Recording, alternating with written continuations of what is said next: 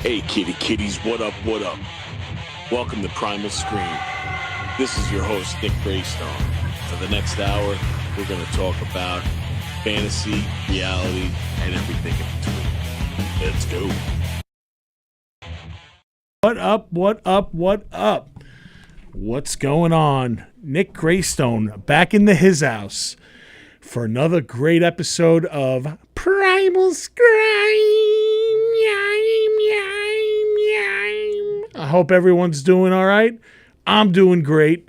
I'm kind of fired up. I got a cool guest coming out in a little while, Opus, but we're not going to bring him out right now. I got to talk some shit beforehand. So I just got out of the movies, and I've been waiting to see this movie for 16 years. Thanksgiving, directed by Eli Roth. So I don't know if you kiddies remember, but back in 2007, there was this movie that came out called Grindhouse. It was a double feature. It was Robert Rodriguez's Planet Terror and Quentin Tarantino's Death Proof. So before each movie, they made these fake trailers. They made Don't. Edgar Wright made that. Thanksgiving by Eli Roth. Machete by Robert Rodriguez. And Werewolf Woman of the SS by Rob Zombie. So right now, two of those movies have been made. Machete first and The Long Wait for Thanksgiving. I'm dying for the other two to happen. I don't know if they ever will, but I loved this movie. I thought it was great, you know. The kills were very creative. It gives us a lot of gore, and it's just a fun watch. It stars Patrick Dempsey. And I could see myself revisiting this movie. Maybe I'll make it a tradition around Thanksgiving. We've never had a Thanksgiving slasher like mainstream. You know, there's a couple out there. Thanksgiving, I believe, is one of them. And I don't remember some of the other names, but who knows? Turkey Gobbler or some shit. But check out Thanksgiving. It's out in the movies right now.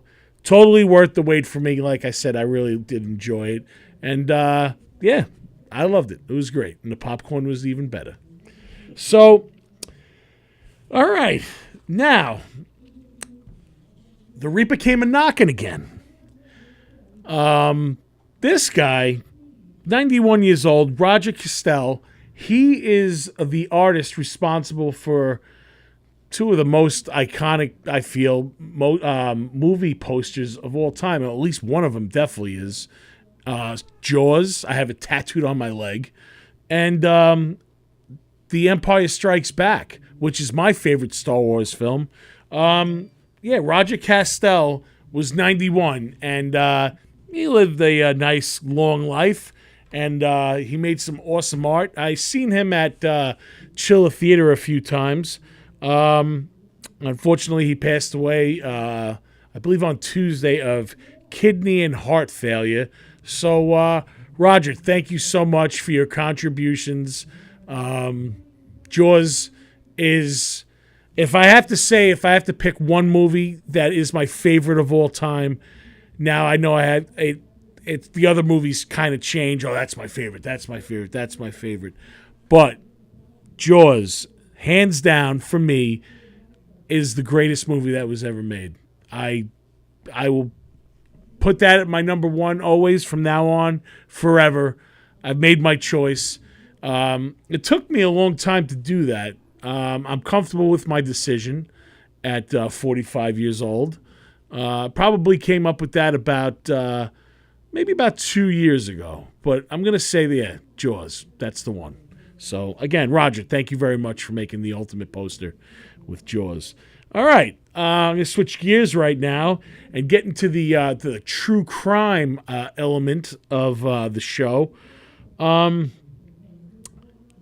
Breaking news, this happened today. Actually, this guy's in part of the Fuck You Hall of Fame over here at Primal Scream, Thomas Valva. He's the piece of shit cop that basically starved his kid, left him in a garage, and he died of hypothermia.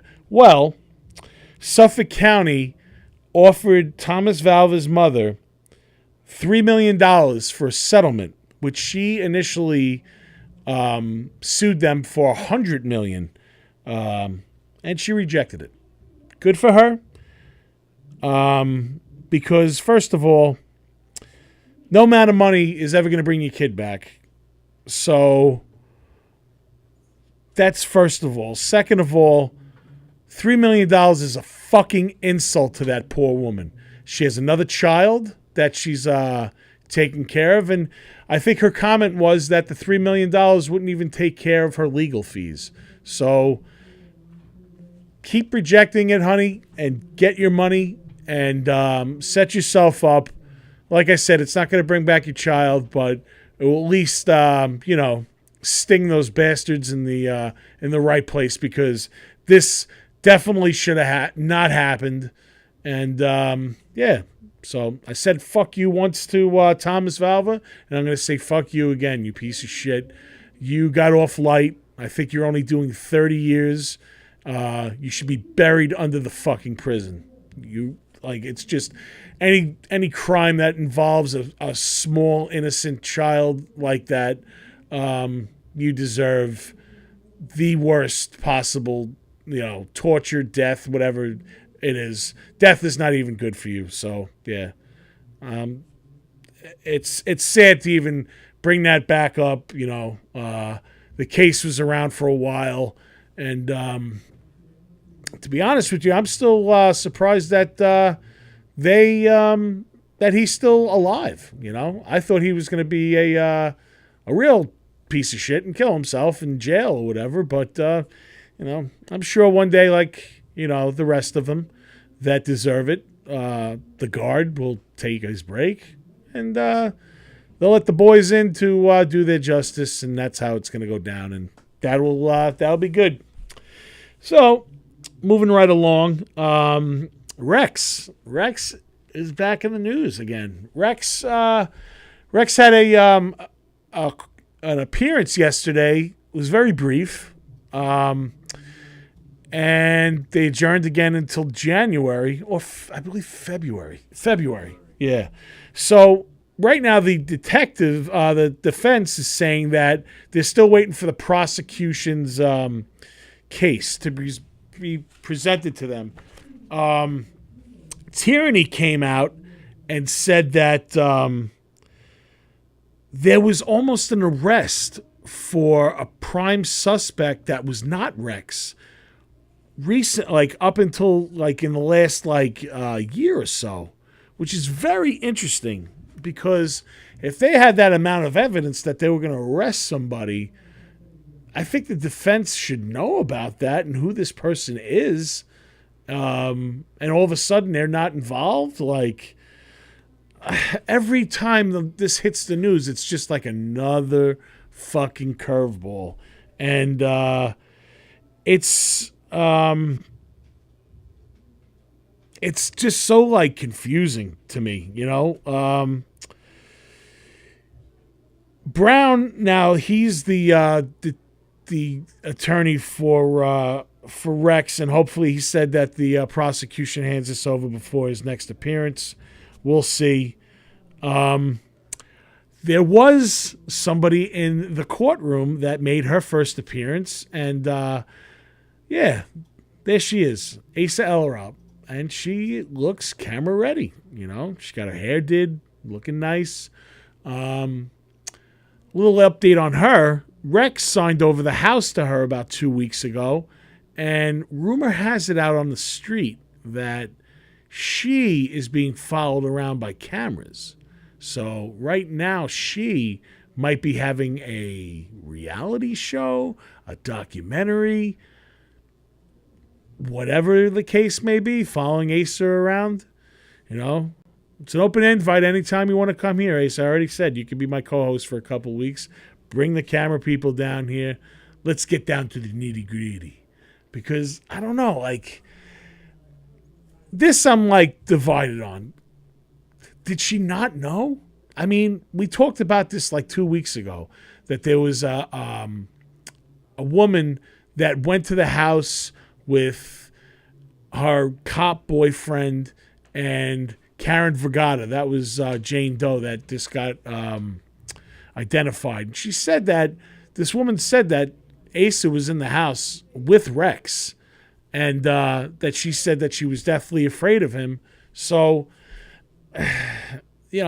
she had to know something was going on, but also with the same, when you're not hearing very good things about Rex ever. A lot of people that have dealt with him said he was a narcissist and everything, and I've seen it with my own eyes, man.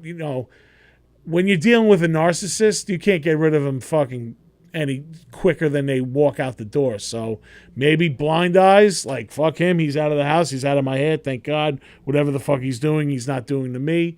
So could it be a possibility that she was too scared to even, think about that, and she was just fearing for her own life? Hopefully one day it will surface and we'll get answers, but that's part one of what I'm going to talk about with Rex. Part two is very interesting.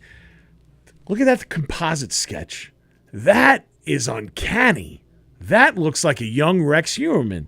So the circumstances surrounding, I believe her name is Alicia Reynolds, her disappearance. This is 27 years. It's a cold case. So long story short, this girl was on a 150-mile journey to go shopping with her mother, and was supposed to meet around 10:30. She never showed. She was driving from Baltimore to Charlottesville. Her mom waited for her, thinking bad weather or something unforeseen. Later that same day at 6 p.m., her car was found abandoned along the shoulder of Route 29 near Culpeper, Virginia. And a white paper napkin was placed under the windshield wiper, and that's I guess back in the day, that means there's an issue with the vehicle. It was later discovered there was nothing wrong with the car. 3 witnesses, and one of them is the one that identified Rex, told the officers who this woman was last seen with. And like I said, that picture of that they're presenting looks just like him. So they told that Alicia had been spotted speaking with a clean-cut white male who has been driving a black-colored pickup truck. Now, we got to rule out the avalanche because this took place in '96, and the avalanche, they didn't start making them until 2001. Eventually, Alicia's body was not found. It was found 2 months later. It had been dumped in the woods about 15 miles east of Culpeper. Now, the investigation by Virginia State Police into Alicia's death remains active, and it's ongoing, like I said, for the last 27 years. In a disposition of an unrelated lawsuit, Rex admitted to be traveling to Virginia on multiple occasions up until 2018. I believe he had family out there. I think his mom lived there. So it's possible that old Rexy boy took this cross-county lines. I mean, did you see this other sketch? Yeah. Yeah, this one too. It looks a lot like him. Yeah. Either that or the Birdman of Alcatraz or something, right? Pretty crazy. There's so much mystery, they have this now. They have possible ties in Carolina, the possible ties in Vegas, New Jersey. They said that there's a possibility. Well, I don't know. Maybe that was the. Yeah, he's. Oh yeah, he's live. Opus, we're gonna come in a little bit, man. All right, just hang tight, brother. New Jersey. Do I sound like one of the guys from Biohazard? Yo, we're not from New Jersey. We're from Brooklyn. New Jersey. Look who else is here. What up, man? You can't stick around, but I just wanted to say what's up, brother. Hey, what's up, dude? How are you? Hey, guys. Just got done with rehearsal. What up? Cool. How you guys doing? All right? Awesome. All right, Opus, I'll bring you out in a couple minutes, brother. I just got to do a little wrap-up thing over here, and we'll get down to business. So, you got it, bro. Kiddies, last week, I wanted to start a new segment. Actually, Opus, I got to see if I can mute this because right now. I muted him. Oh, okay. You're good. Last week I did a new segment, and the video that I shot was a little, fucked up. I'm not the greatest with technology or whatever, but what I wanted to do is bring back that segment because I thought it went over well. So what I'm doing tonight, again, with another segment of Unboxing Your Box, I am bringing out Green Day's new box set for Dookie. It's, get ready to feel old, kids. It's 30 years old. It's pretty insane. So with this, they give you a whole lot of stuff. You get magnets with some art from the album. You get a postcard from Paradise, so welcome to Paradise. Very clever. You get some buttons, and you can add to your stuff. You get some baggies that you could pick up, Dookie, when you're walking around. If you have a dog that shits a lot or whatever and is a Green Day fan, so you could shit Green Day and pick it up. You got a nice little air freshener. I don't know if it... Can't smell it through there, so I don't know if it smells like shit. A cool sticker. You can make your own paper plane. Pretty sick. A glider with the little doggy on there dropping the Dookie bombs. Nice cool lithograph. I guess that's the original art that was put on there. You got a little cool poster, which is very big. I don't feel like unfolding it, but yeah, that's like the whole Dookie scene going on, which is very cool. I just can't believe that this album is 30 years old. I remember it like it was yesterday. Very cool book. It's got like a lot of like the liner notes and stuff inside and the production of this album. I mean, you know what? I know there's a lot of people that it's either you love Green Day, you're all in, or you hate them, you know?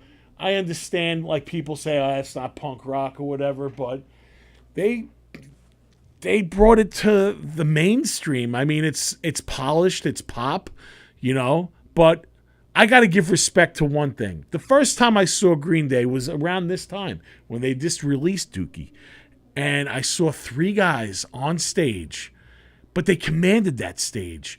And the next time, like, I just seen them getting better and better and better, and just like, it turned into this whole production. Now you go see Green Day, there's like 10 people on stage. They got another guitarist in the band, you know, because Billy Joel is a born frontman. You know, like he really he holds the crowd in the palm of his hand. And like I said, either you're all in or you're not. So this is 6 vinyls that come with it. So you got the double vinyl of the album, which is remastered, and you got some demos, which I've listened to, which are very cool because there's a song on here. It's like a cassette demo of Jar, Jason Andrew Rivella. That was in the movie Angus. It was on the Angus soundtrack. I just love that song, and I love that I have another version of it right now. It's been a while since I listened to that. A lot of 4-track demos on here of most of the songs that are on Dookie, but there's also a acoustic version of When It's Time. When It's Time was actually written for this album, but it didn't make the cut, and they never officially like released it all the way until like after 21st Century Breakdown. They released it around the time when they made the American Idiot play. I love that song. It's a great tune, and it's cool to hear like a demo of it on acoustic guitar. Some outtakes on here. Christy Road kicks it off. That's one of my favorite Green Day songs. Again, Jar is on this. Very cool. Now, this is when I was all in with Green Day after this performance. Woodstock 94. This is when Green Day shot the superstar in my eyes. After they started throwing mud and got engaged with the crowd and stuff, and after that, I feel like they signed their own check, and that was it. It was off to the races. Very cool that they released this. And this is a double live in Barcelona. Man, I wish they could play a set list like this now. There's this like really great stuff. One of My Lies, 2,000 Light Years Away, Going to Passalaqua, Paper Lanterns, Christie Road, Dominated Love Slave. Oh, just awesome. So, yeah, they did a really awesome job with Dookie. And if you're a fan, go check it out. All right. Now, with all that being said, I am ready to bring out my special guest for the evening. My friend Opus from Mind Snap Music. He's the drummer from Dead by Wednesday. He's a touring drummer from the Cro-Mags. And I'm only saying just a little bit because this guy's doing a lot of stuff right now. I'm going to bring him on right now. Opus, what's up, my brother? What up? How you doing, dude? Thank you for coming to Primal Scream. I know it was like the 11th hour when I hit you up, but it's so good to see you. Yeah, man, absolutely. Again, for those of you who don't know, this is the gentleman that actually got Demon Scar on board and brought us out to the Milwaukee Metal Fest. I did a lot of talking through email with Opus, and it was a pleasure dealing with him, and that was a great time that we had in Milwaukee. So personally, I'd like to just say again, thank you for that smooth transaction with us with that, brother. Absolutely. I would never, want to ever come across as anything but, sincere with you guys, because that's what I do, man. And that's a lot of the reason why, I'm not as ahead as I'd like to be in the business, because I believe in, being true to yourself and to other people. And that's very rare in this world, especially in this business, Yeah, no, absolutely, man. That's a great way of looking at it, dude. And you know what? You gain a lot of respect that way, and that's pretty awesome, dude. In my eyes, you made it, bro, a long time ago. Like I said, thanks, man. I looked up some of your stuff from the past, and yeah, let's get into it, bro. So like, I think making it is all just a frame of mind. I mean, dude, making it is really different for everybody. The level of it is different for every different person, depending on what, how they feel. So like, if someone's just playing on the weekends and having fun and making money and they feel like they made it, then God bless them. So it's like, it's really just a mindset, making it is just really just loving what you do and being able to make a living out of it. You don't have to be rich and famous. You could be, popular and respected and content and make a living and being happy doing what you love, and not have to, especially in our genre, we don't really get a lot of that, mega fame and kind of old school rock star or like, movie star status type of treatment. We're in the trenches and we're always grinding it out, and that's kind of the beauty of the punk hardcore metal genre, even rock a lot of times nowadays. I have a question though. Are you seeing two of me? Because I'm seeing two of me. Is that just, I hope it's not doing that on your podcast. No. Oh, good. Okay, cool. I can't stand it. I'm seeing two of myself. Are you really? Yeah. No. Right. I think it's just a little bit in my corner, and then you're. No, I'm good. As long as I'm good for you, I'm happy. Yeah. All right. Cool. But what were you saying? No. I was letting you go, man. I was listening, hanging on every word that you were saying. That's pretty awesome. I agree, bro. Like, the whole like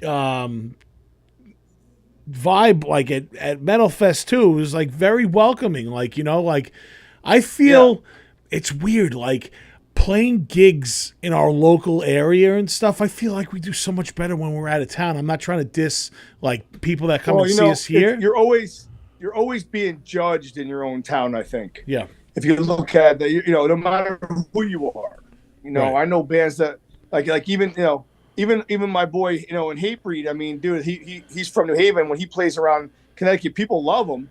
He has a huge fan base and he's well respected. But there's always the haters. There's always going to be the haters, no matter who you are, whether it's Metallica or Hatebreed or Dead by Wednesday or Cro-Mags or Gargantuous Soul back in the day, and we had tons of haters. And the better you do from your area, the more haters you got, and that's a good thing, man. I don't know. I don't pay too much attention anymore about other people. I just kind of forge ahead, and I'm just happy to be where I'm at my age and still able to do it. And I know that eventually there's going to be a day where it comes to an end. So I'm trying to soak it all up and soak it all in as much as I can now. Yeah, no, absolutely. Because I should have done it a long time. I should have done it this intense a long time ago. Even though I did, just not to this level. So it's like, I'm looking at it as like, now or never. Yeah, no, absolutely, man. Dude, trust me, I'm in the same boat right now, bro. Like, I've been playing in bands since I'm 19 years old, dude. Even before that, I was writing, and finally now, like, I'm gaining traction in music. I'm doing stuff in movies, so it's kind of like one of my friends said it to me. Dude. Your podcast it's pro. This is great looking, man. I dig it. Honestly, dude, I have to come here because if I did it out of my house, it would look like everyone else's shit, and like I got to bring it here. And I have a producer here that helps me out. My boy Meds, the guitarist. He helps me with post production. I'd like to send you some of my MindSnap music artists, man. Maybe you could interview some of these cats. I would Opus, that would help me so much, dude. I love that. Absolutely, bro. Yeah. And honestly, like, I do this. I've been bringing guests out. I wasn't sure how I was going to go about it, but I like interviewing. I like talking. I like finding out. You look good behind there, man. Thanks, dude. I appreciate it. Yeah, when I grew up, since I seen you last, I grew up the old Tom Selleck, so I'm going for that right now. I like it. Thanks, bro. I appreciate it. So the beginnings I like your new single too, man. That you sent me. Which one? Oh, I can't remember off the top of my head, but it's very unique. Oh, the same. Cool, it's like more punk. The same old show. Vibe. Same old show. Yeah, same old show. That's it. Yep. Yeah. So it's got that punk in it. It's also got some some metal in it, and it's just I call it a bipolar epic tune. It's raw, and that's going to be. I can't divulge too much information, but that's going to be. Is that the song that you want? It's going to be on the MMF compilation this year. Okay, excellent. I love it. I love that. Thank you. I can't really. They haven't announced anything yet, so I can't really say much. But all I can say is that Milwaukee Metal Fest is happening May 16th through the 19th this year, and MindSnap Music is still in effect a sponsor and involved in a lot of the independent and regional and local bands that are playing and opening as an independent, booking contractor for the event through Milwaukee Metal Fest. And I appreciate being involved and, all that good stuff. And I want to, thank obviously Jamie for making that happen again this year for me. Dude, talk about like someone who's cool as shit, bro. Like, I've seen Hatebreed all these years leading up to like playing Milwaukee Metal Fest and just being on the other side and just seeing how humble and like he's like, you're not going to get a nicer guy, man. Down to earth and just like very cool and just, he gives back. He's been through a lot. He's been through a lot just like everybody else and he's still fighting, man. Yeah, absolutely. It's not an easy road for Hatebreed. I mean, dude, like that style, it's like being like a slayer, you have to remain aggressive, you get that style. People don't want anyone to change, It's like you gotta just be Hatebreed always, Yep. And then you get older and things change and I don't know, it's hard for a lot of bands and they survived and able to. Now they're even doing this year, they're doing better than they have in a while. I mean, I saw a lot of shows were sold out. A lot of the Hatebreed shows were sold out. So yeah. I was seeing clips of that stuff. Respect, Yeah. And they were just on that Lamb of God cruise too, right? Yeah, now he's doing two major he's booking and putting on two major festivals himself. Dude, that's as amazing. An independent promoter. You know why? Because he never forgot where he came from, and I think he's doing this just to like pay back giving those other guys a chance, He's trying. It's not easy. A lot of people, there's a lot of I know from being involved, there's a lot of red tape and a lot of things blocking our way to do that. Yeah. A lot of people don't want to help indie bands or like, up and coming or developing bands. They don't want to do that. They just don't. They want it already developed. They want to sell tickets. They want to make money. They don't give a crap. And it's hard to like convince people like to be involved in that kind of stuff. Yeah. And he does a good job of that. And I've been doing that a long time as well. And I think it's part of just networking and creating good karma around yourself. And hope that it always eventually circles back to you. And if it doesn't come right away, eventually it does at some point, You know what? Once you get in, you try to make as many contacts as you possibly can, and you know, don't be an asshole, and don't out welcome Simple yourself. Simple as that. And I've been, I'm not perfect. I've been an asshole before, and I'm sure, but those days are long gone. You learn, you live through your mistakes. You learn, and you that's how you better yourself, That's kind of like what a lot of people have to do that. Those a lot of the times have changed, and people have changed, and I haven't, like, for example, I haven't drank a drop of alcohol in over 6 years. Wow. Congratulations, dude. That's a major feat. Yeah. And it's not because, and it's funny because it's not just really because I really wasn't really necessarily an alcoholic. I had some health issues, and it was stomach stuff and liver stuff, which ended up being liver stuff, because of the fact that I was doing everything wrong. And I had to change my lifestyle completely, not diet, not, give up certain, and not give up everything, just certain things that were causing a lot of the issues. Right. And when I did that, everything changed. I lost a bunch of weight. My playing started getting better. I was more focused. I was considered more for gigs because they know I was reliable. They weren't drummers. Drunk drummers, unless you're John Bonham, are the worst thing in the possible, and you could possibly have. Is it even a buzz drummer? There's the dexterity's out the window. Yeah. Even if you think you're on your game, you're not. Yeah. So but I cured myself, through food. I'm off of all medications. I'm not drinking. It was a turnaround at some point because I had my kid. I wanted to really take my career serious. Yep. And get to another level. And that's kind of what I did. But also a reason why I don't drink, and at that point, it wasn't because I was like always hammered or an alcoholic or I couldn't stop or whatever. I was a social drinker, and I'm Italian, and I was born in Rome, and I love red wine. And I would drink when I ate dinner and socialize, but like a glass turned into two glasses turned into a half a bottle turned into a bottle, 2 bottles, and then a gallon later. And I'm mixing it with soda because I learned that in Europe. They call it like a diesel, like red wine and Coke, which is all sugar, all calories. I'm sure it's delicious, it's though. Disgusting. Yeah. And I loved it. Yeah. And it really, but I was having like all kinds of stomach issues, GERD, ulcers, bad bacteria, overabundance of bad bacteria, all this crazy shit that you don't want. And I didn't realize it until it was too late. And then I basically cured myself, got rid of all that shit, and started eating right, and no fried foods, no spicy foods, no alcohol, no soda, no sugar in my coffee. Like I really go all out, and then everything turned around.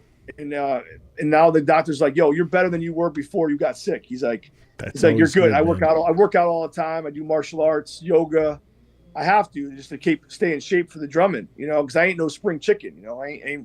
It's like, I gotta stay in shape. Otherwise it's going to be miserable. No, absolutely. You know what, dude? Once I get back, I just started back on my health kick. I've been doing Weight Watchers on and off since 2017, and I lost like 90 pounds. Then I gained back a bunch. It sucks, dude. It's tough. I don't judge. It's not for everybody, and there's plenty of healthy, chubby people out there, and I was one of them. Not then, but for a long time, I have no qualms with that shit. I don't give a crap, but I just try to what's right for me. I wasn't going in the right direction, and I started seeing major. Problem was they got me on this stuff called omeprazole, and then they put everyone on that shit. It's like a PPI. It's like a major Pepsid, but like prescribed. Yeah. And they got the whole America on this shit. And Does it it's fuck like, up your stomach? It suppresses the fluid that comes up, that burns that comes up like when you have GERD. Agita. Yeah. Yeah, the agita. Yeah, there you go. Hey, yo, agita. And it suppresses it. But they don't tell you that if you have a fatty liver or if you already have like a compromised liver, when you're on those pills and you drink alcohol after like a long period, like 5 years, it fucks with your liver up. And they don't tell you that stuff. They just, I had to like Google it. And they just tell you, oh, if you got GERD, take that stuff and it helps. And if it's bad at night, take a second one. And I was waking up choking on my own vomit like Jimi Hendrix. And I couldn't breathe. So I had to make a change, and I did. And that's the whole point, and scary, bro. But the thing is that then once you stop and you walk away, I don't mean to sound like I'm lecturing because I don't give a shit. But once you stop and you walk away from alcohol, right? You start seeing everything is related to it. So like, okay, you want to go out for a good time, it's got to be involved in it. You go to a concert, they're selling it, and you get judged on if you're a good band. If a lot of people show up and you sell a lot of alcohol, yeah, so you're selling poison to the masses. That's your job. You're selling poison, and if you sell a lot of poison because your band does really well and has a lot of people that are drunk and going crazy, then you've done well. That's what the club owners want, man. They make the money with that way, right? And that to me. And especially since what they did to the original Americans, the original Native Americans, and how they sold poison to them. Yeah. And now they sell it to us. They get us sick, and then they make money off of us getting the medicine, trying to cure ourselves from the medicine. I can go on and on. It's a vicious circle, bro. It's a vicious cycle. It's giant. I don't want to sound like a maniac, but it's a vicious cycle. And then on top of it, I thought of my boy, growing up. I'm like, does he want to see this guy with a beer belly on I don't mean, again, no offense. I'm not saying anything negative about anyone with a belly or whatever. I'm just saying, would sit on the couch, go get me a beer and drinking a 6-pack like every night. And that's what they see is what they're going to do. Absolutely. And monkey see, monkey do. Sure. And I don't want that kind of influence on my boy. Just like I don't want to smoke cigarettes because I don't want him to. He might pick it up anyway. Yeah. But I don't want to be the bridge, that negative bridge. No, I hear you, know man. What I'm saying? So with all that put together, I'm like, you know what? I'm done. I'm 8.5 years sober off of opioids and narcotics. So. Major fucking snafu in this world, bro. Dude, honestly, bro, I was on a fucking one-way ticket, bro. And you know what? Thank God. I stopped because, first of all, I had a kid, too. And secondly, I didn't want my kid to come up to me one day and ask me what's wrong. Yeah, exactly. Dude. No fucking way, God bless dude. If I croak, I have a fucking heart attack, I have a stroke, that sucks. It's unfortunate, but I'm not gonna be a fucking junkie, man. Yeah, man. I'm not gonna do that. So you can't do that to your kid, man. No, and not God at bless all, you, man. I have a lot of problems in my family. And everyone does, dude. It's sad to see what it turns you into. It turns you into something that you're not, bro. You could turn into a loving person into a fucking monster, bro. Thief, evil, deceitful. You sort of inherit. It sounds crazy, but you inherit a demon. You sure do. Yep. Absolutely, man. Yeah, fucked absolutely. up. So now bringing it back, dude. Like the beginnings of your musical interest. Like where'd you start? Like what was the thing, the band, or what was it that was like, okay, I want to do that? Well, I mean, when you bring a reel back, I mean, you know it. Kiss, bro. Come on.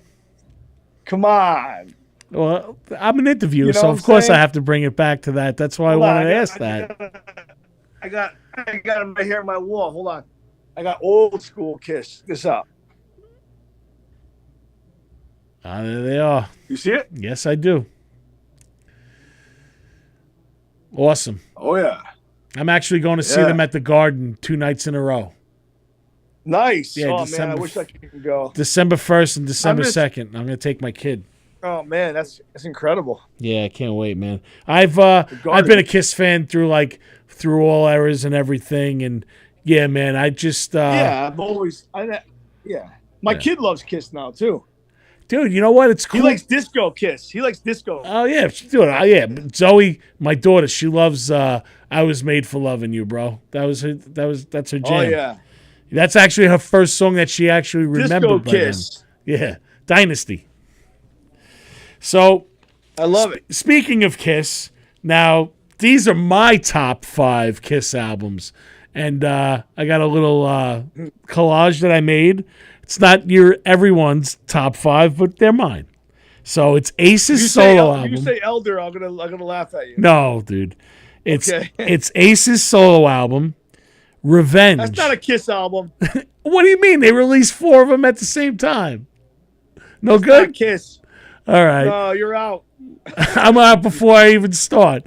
All right, so Revenge is another one. Destroyer. Alive. Revenge. Wow, that's their alternative '90s sounding Alice in Chains album. Oh, at Revenge?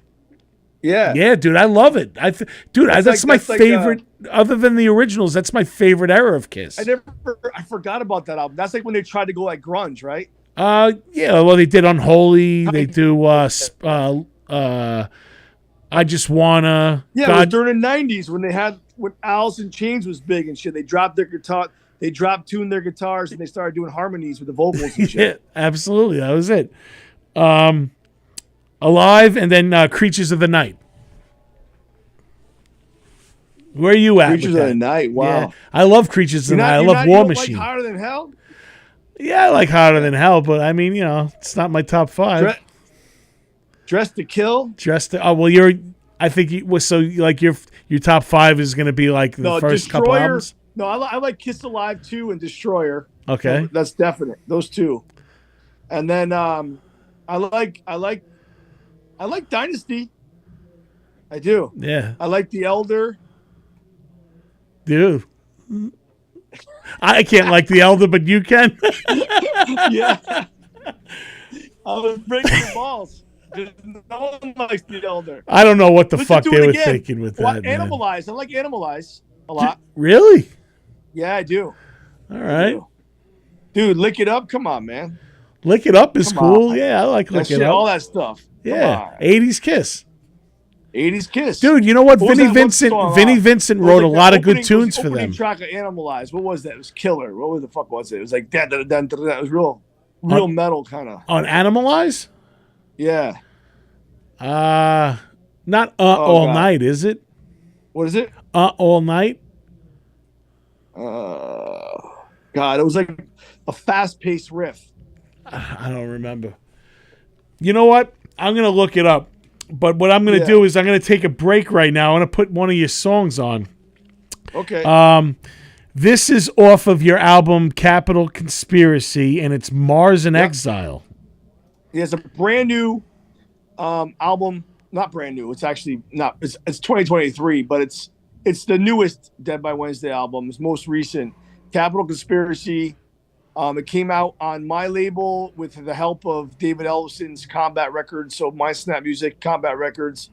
Distributed through Von Artists and The Orchard. And it's available anywhere, digital and streamable platforms are, available, like Spotify and Apple Music and iTunes and all that stuff. And, all right. YouTube. And this song actually has a video out. Mars in Exile is a Lego video. It's pretty cool. I've seen it before. It's awesome. I like it. Yeah.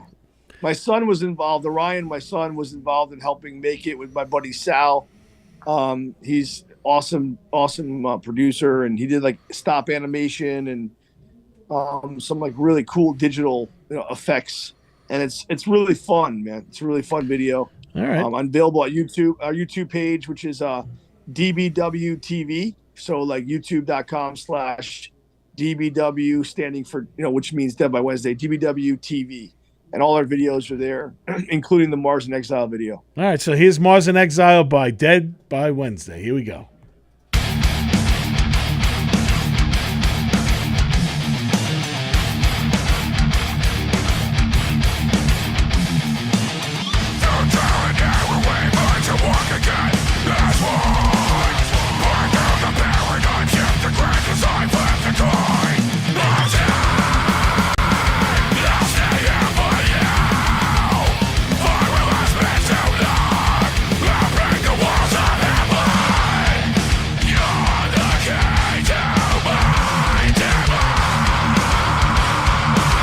I don't hear nothing. Is it playing?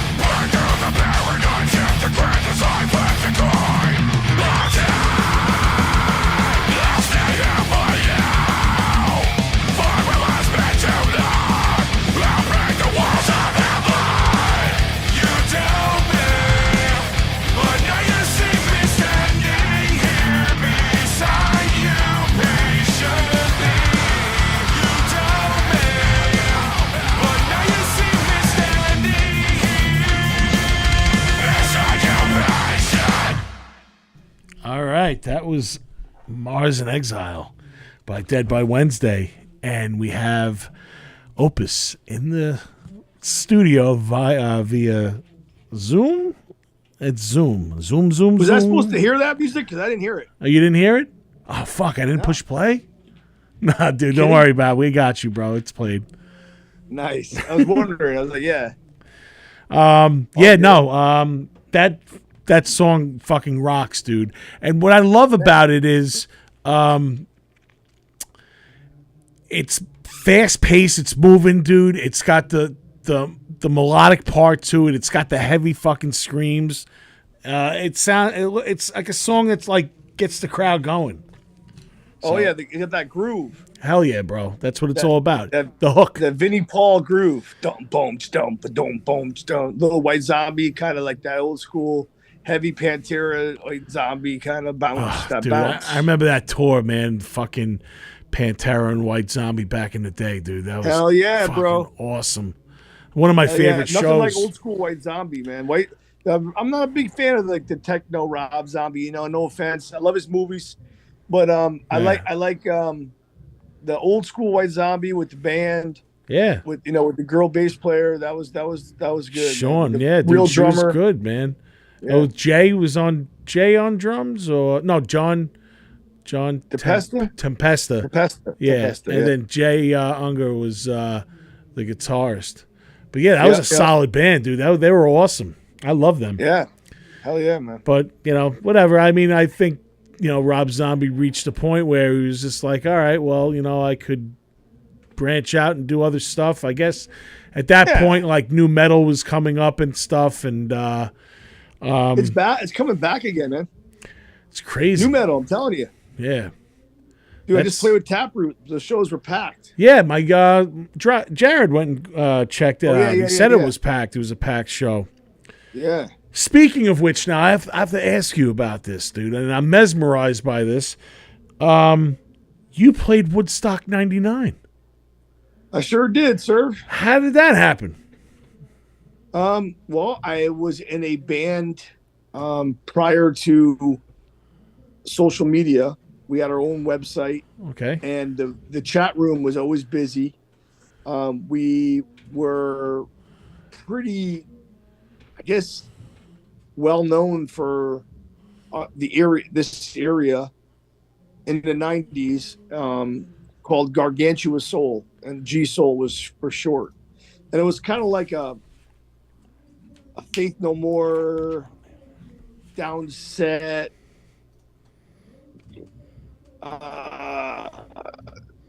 Chili Peppers esque, I don't know, type of thing. And like heavy funk rock metal-ish, very unique, very ahead of its time. Kind of rap rock-ish, but not really. Still singing. I don't know. It's an odd band. And before it was super popular, he would do like different gimmicks every show, so you never knew what he was going to do. Very theatrical. Went to school for that. The singer Chris Keys, painted his whole body up all the time, different things. In fact, a lot of people don't want to admit it, but they were influenced by Chris. Absolutely. That's awesome. I know. Yeah, I know a lot of bands actually that's actually that picture right there. That's early Dead by Wednesday. That's early. I don't have. That's Dead by Wednesday. Yeah, that's Dead by Wednesday. That's not. Oh man, I pulled up the wrong picture. Oh, it's all good. It's all good. Speaking of that, early Dead by Wednesday, we're doing a now and then set at my birthday show at Toad's Place, January 13th in New Haven, Connecticut. It's always an amazing show. I got to get you guys on one of those shows. But we're doing the Capital Conspiracy album, which with the Dead by Wednesday crew that's been holding it down for the last decade. That I'm, those are my boys, Dave Sharp, Esteban, and the original bass player who's been with me since the beginning, Mike. And then halfway through the set, we're going to bring up my two cousins, Chesky and David Ramos, who are the original singers. And Mike's going to stay because he was there from the beginning. Me and Mike, the rhythm section, the bass player and the drummer. Oh, so that's cool, man. So you can have like a little bit of a reunion. Yeah, and then we're bringing up Ross and Pat Garcia, Ross Regusta, Pat Garcia, the original guitar players. And we're going to do the very first album, Democracy is Dead, which is more in that style, that rap metal kind of style, with those guys as a throwback. It's going to be awesome in the second half of the show. And we're going to do the Democracy is Dead album, which is the first Dead by Wednesday album that came out on Jimmy Josta's label, Stillborn Records, in awesome. 2000 and I want to say 7 or 2008 or something like that. Now this is the cousin that's in the Interpreters now, right? I don't know who that is. Who's that? Isn't it the Interpreters? Isn't that like the rock the thing that Fat Mike from NoFX is doing? The Interpreters? A co-conspirator. So my cousin Chesky is in the Co-Defendants. Co-Defendants, not the Interpreters. Yeah. Co-Defendants. I don't know where the hell I fucking pulled that from. This looks like Papa Roach or some shit. I'm like, who the hell are those guys? But yeah, so that's gonna be a cool show. And but would you say that's on the 13th? Yeah, January 13th, Saturday. Yep. We're actually playing Lucky 13 that night. Oh, cool. Yeah, we're playing with. I would love to do. We should do this. We should do that together. We're playing. Kevin booked that. Kevin booked that. Yeah. I could probably get us a gig there, man. That'd be awesome. Kevin books there, right? Yes. From Blackthorn. Yep. Yeah. Tell him I said what's up, and we could do something together in the future. I'd love to, man. That's awesome. Yeah, Let's we're playing with do it. First Jason, the guy who Oh, I know played those Jason. guys. Yeah.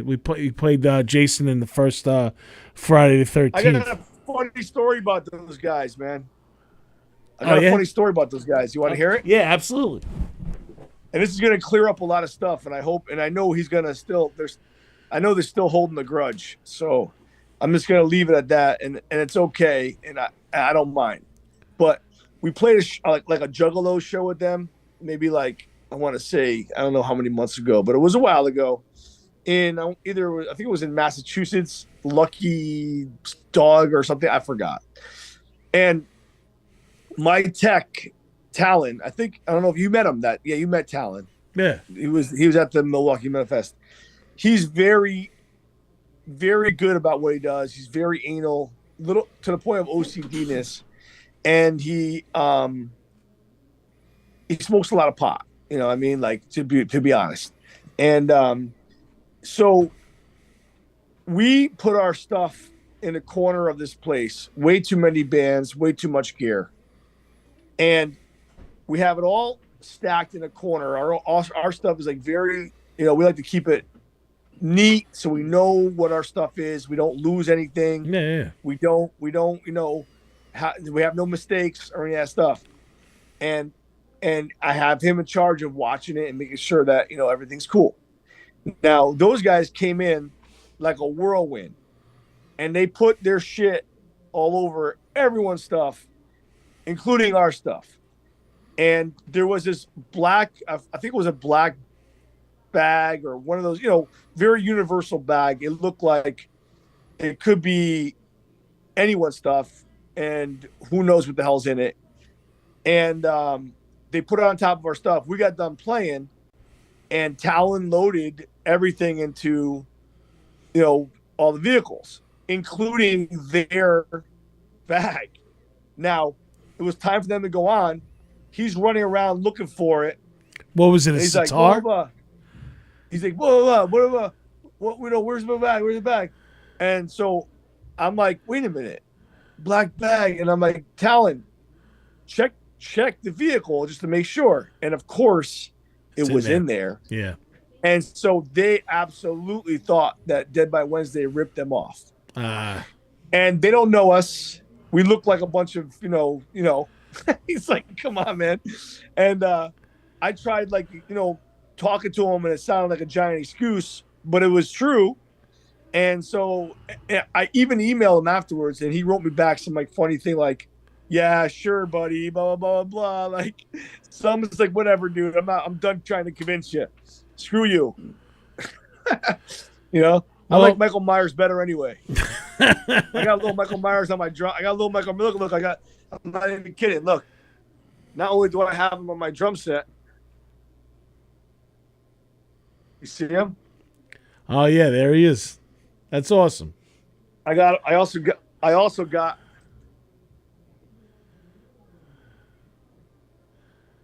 There he is. And I got the Cult of Thorn tattoo on my hand. Me too. I got it right here, Get bro. out of here. Yeah, on my right there. You see it? Fuck out of here. You see it? Oh my God! Look at this. We're brothers. That's weird, dude. With Thorn, we're part of the cult, bro. That's weird. Yeah, there we go, man.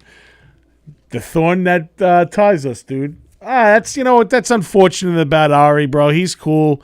If anything, you know what, man? When I see him, I'm gonna be like, dude, you know what? I'm tight with Opus.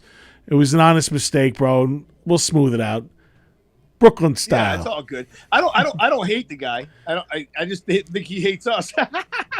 You know what I'm saying? Yeah. It's all good. He probably just don't trust us. Is the point, and that's fine.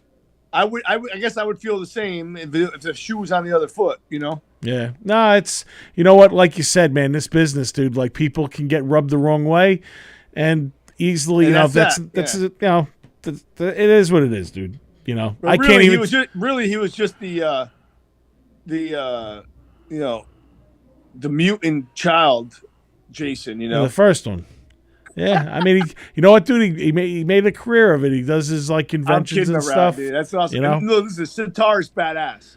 dude, it is, dude. It's cool. Like you know, Badass. I enjoy their sets and stuff. But yeah, we're playing with them on the 13th. But so what do you got coming up, dude? You want to plug anything?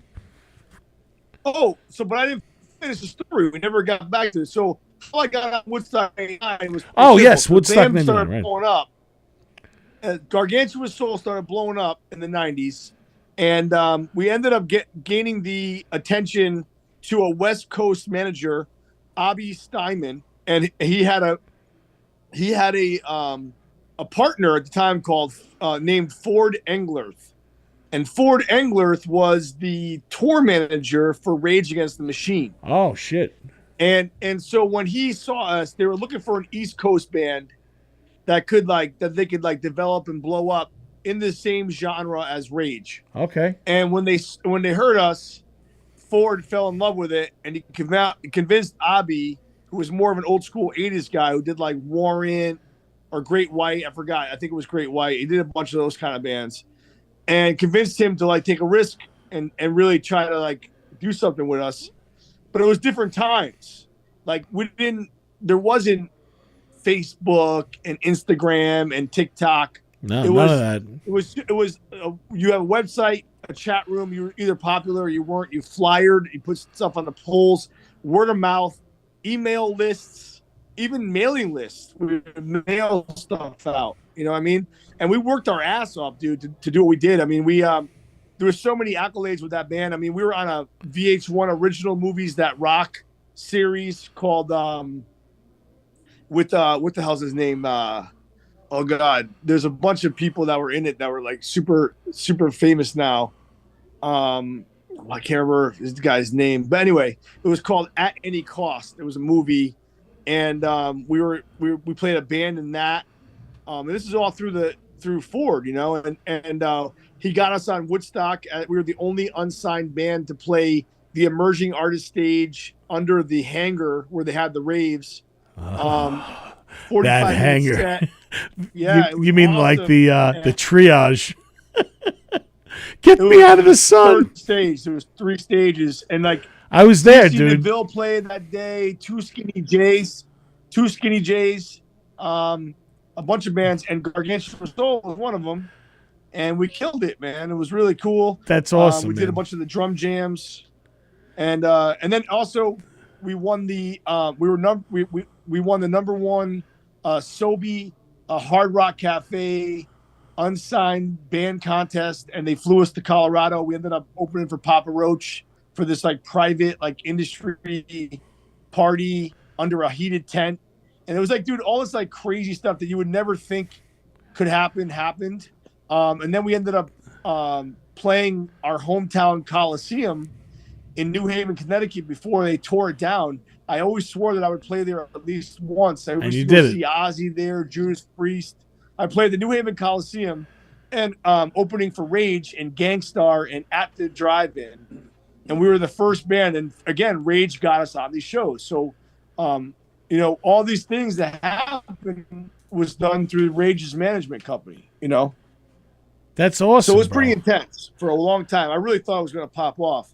But if there's one, but dude, you had a lot of opportunities on that, man. You had a lot of like memorable gigs and stuff, dude. That's awesome. Well, I think that really that's the only reason why I have a career now, because like I feel sorry for any new artists or any new bands that are trying to like really break into the industry. I have a little bit of being grandfathered in, not a lot, not as much as like, you know, like someone like that's already been there, done that, and made it, and now they're like touring, like the Cro-Mags, like. You know, all these like, you know, Megadeth and all these bands that like, you know, they've been around for so long. I consider them like they're grandfathered in. They you know, people still want to go see them. They have their spot. Know their music, you know, and even in any genre, like, you know, looking like I don't know, like any of these bands that are still playing that you know, like they have a career, and I feel like Gargantuan Soul gave me a little bit of a launching pad to sort of still have a fan base to this day that carried over into Dead by Wednesday. That's cool, And brother. a lot of the times now you have to either be like this overnight. Like, so I did it old school style, like Metallica, shaking hands and slapping babies' butts and giving kisses and meeting people and selling T-shirts one show at a time. And now it's like either if you don't become like a YouTube sensation or a TikTok star, or like I don't even know, like have this like one hit or something, it doesn't really work. And so I feel like we're in a weird time right now, bro. In a way, I'm lucky, like yeah, that. No, dude, absolutely. You got your spot, man. Like you're doing, you got the Mind Snap thing going. You're doing Dead by Wednesday right now. You're touring with the Cro-Mags, which is, a very that's going to take up that I didn't really want to divulge into it too much. But the truth is that, I'm going to be doing stuff with Dead by Wednesday and with my Sabbath tribute. But for 2024, I'm pretty much taking on the full-time role in Cro-Mags. Wow. And we're going to be doing a lot of touring. That's awesome. And a lot of festivals and stuff like that. That's coming back, that old school punk stuff, dude. Oh, There's man, definitely a market for Europe, it. Man, or in different countries, people love that stuff. Yeah. One of my bands that I've always wanted to see live, dude, and they never come around here. I'd love to go see Cocksparrow. Wow. Yeah, I'd love them, That's dude. Crazy. I haven't even heard that name in God knows how long. I don't think I can even name a song, honestly. Oh, it's like Line 'Em Up and like we're in the Riot Squad. The fun fucking squad. Yeah, good stuff. I want to make you laugh though. Like before I said I was at Woodstock 99. I got one picture and my proof that I was there. I'm going to pull it up right now. You could probably wow. Yeah, you could probably blindfold me with dental floss right there, dude. You look like a 90s kid. Yeah, dude, that's it. That's 90s right there, man. Did you have baggy pants on? You had baggy pants, didn't you? Yeah, of course, bro. Of course. I had those, what are those, medicine pants they were called? I forgot. Yeah, like the raver pants. Yeah, and they had like the pockets and stuff, and you could keep all kinds of shit. You're going to hide a whole guitar in the leg. Yeah, absolutely. I knew a guy used to go in I was too big to hide a guitar in there. Maybe I can get like a 40 or something in there, but other than that, yeah, man. Dude, I really do appreciate you coming on tonight. And I actually, Tony pulled this up. At any cost starred James Franco. That's it. James Franco, yeah. James Franco. You can only get it in VHS, bro. That's awesome. I love VHS. I still have my VHS player. But again, Opus, thank you. My YouTube page, if you go to my personal YouTube page, youtube.com/ Mr. Opus the Dopest Music. So Mr. OPUS the Dopest DOPEST Music, all one word. I know it's long. I should have done something easier when I first signed on, but now it's too late. It has a bunch of movie clips, a bunch of old school TV stuff that I've done. I've been on many shows. You probably as like background and like even acting, a lot of reality shows. That's how I met my girl. That's how I had my kid Orion. I got to mention my son's YouTube page, and he would get mad at me if I don't. He's amazing. He's actually basically started his own like gaming site, and we have some videos ourselves too. That's awesome. He edits his own video. He knows how to use that Illustrator and all that stuff better than I do. He's 10 years old. And he's got his own YouTube page, his own merchandise. You can buy a Spider Orion t-shirt. It's a dope logo. And his YouTube is at Spider _Orion, ORION. Spider Oreo is the name of the page, but it's how you get there is at Spider _Orion, his name, ORION, like the constellation. And check out his page as well. And then Dead by Wednesday, just Google Dead by Wednesday, and it's on every, any sort of social media as the Dead by Wednesday like that. Don't forget also, you got to check out his solo album. Opus has a dope solo album of killer covers. I'm trying to find players for that, man. It's hard. Dude, I really enjoy your cover of Send Me an Angel, bro, from Rad. I love that song, dude. Fuck yeah, man. I love 80s music. I love Yeah, of 80s course, music, man. man. Me And too. I love. We grew I- up in a like, I really always great hear- time, bro. I always hear like those songs, like I always hear them as like hard rock songs, like even like "Should Have Known Better" by Richard Marx. Like I like guilty pleasure right there. One of the best concerts I ever brought my girl to because she loves him. Richard Marx. He was amazing, and I always heard those songs as like heavy rock songs. And you know what? I didn't realize it, but I pulled up some YouTube stuff. He's done that before. He's gotten bands together and gone out and done like hard rock versions of his songs. That's awesome. And it's really cool. I follow Richard Marx on Twitter sometimes, or X it's called now, but he owns people, dude, that try to like rip into him. He's pretty fucking funny, yeah. man. Yeah, you got to check out his stuff. He's a smart guy, and he's funny. He's Yeah, live. man, of He's course. Of course, dude. funny. Yeah. But again, dude, thank you so much. I appreciate you coming on. Brother, thank you. And Good I'll be luck with talking the to you band soon, and my your brother. podcast. Absolutely. Thank you, I'll dude. start sending some people your way. Please, dude. Anytime, bro. I'll definitely put them on for you, and I'll catch up with you soon, bro. Thank you. You're gonna share us on all the social media stuff. Like Yeah, I tagged you on the original feed, but once I'm done, I'm gonna put it on Spotify probably tomorrow, and then right. I'm gonna put it on my YouTube channel. And I'll tag you in that too, and right. send you the links and stuff. Sounds good, brother. Thanks so much, Opus. Have a good night, brother. All right, peace out, man. I'll be talking to you soon. Take care. Later, man. Thanks. Later. All right, so that was pretty awesome, man. Opus has a lot to talk about, and thank him again for coming on.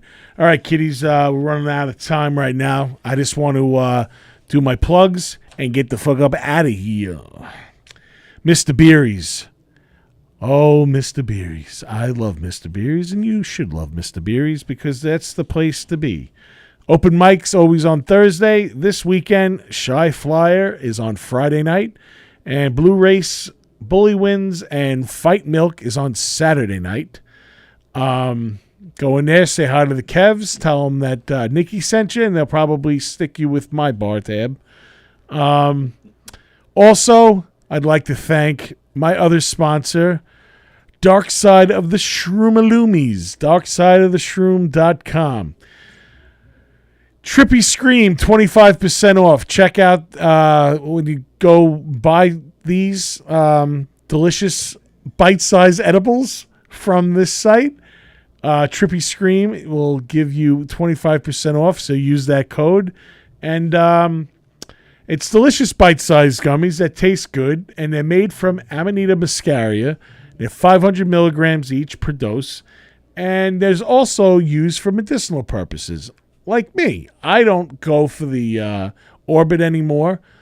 It helps me sleep, and I'm not going to say I take one every night, but I kind of, the last couple of weeks I have been, and I've been sleeping pretty good. Been actually pretty late to work too, and I started buying some patchouli oil, and I'm hacky sacking and stuff, and trying to get my dreads back, but that I never had. But anyway, check out Dark Side of the Shroom, Blood Orange, Berry Blend, Blue Raz, and Watermelon. Great flavors, and like I'll say, I've been saying it always, those flavors are so much better than that rotten granola stale that you wiped with your ass from 25 years ago taste of the traditional shrooms. Kids, it's always a pleasure. I love you. Tomorrow night. That's right. Tony, I don't know what I would do without you. Tomorrow night, the Demon Ska is playing their final show of 2023. We're going to be with Feast Your Eyes, Resist the Temptation, and Hostile Intent. Patty Dodge put this killer lineup on. Tomorrow night at Sinclair's Pub in West Babylon. It's free, so they have no fucking excuse. Just come. Come hang out. Come hang out with me and tell me what I'm doing wrong in life. Or if I'm doing it right. I think I'm doing it right. Because you never know. If you do tell me that I am doing it wrong, you could also be part of the Fuck You Hall of Fame of Primal Scream podcast. Kids, I'm taking off next week because it is the holiday week. I will be back the following week. I hope everyone has a nice and plentiful Thanksgiving, and whatever you do, stay safe, stay to yourself, and I will see you cats on the flip-flop. Nizza is out. Later.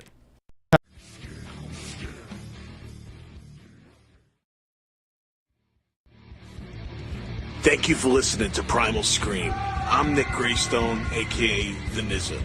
Each week, Primal Scream is produced by Tony Walker and executive produced by Demon Scar.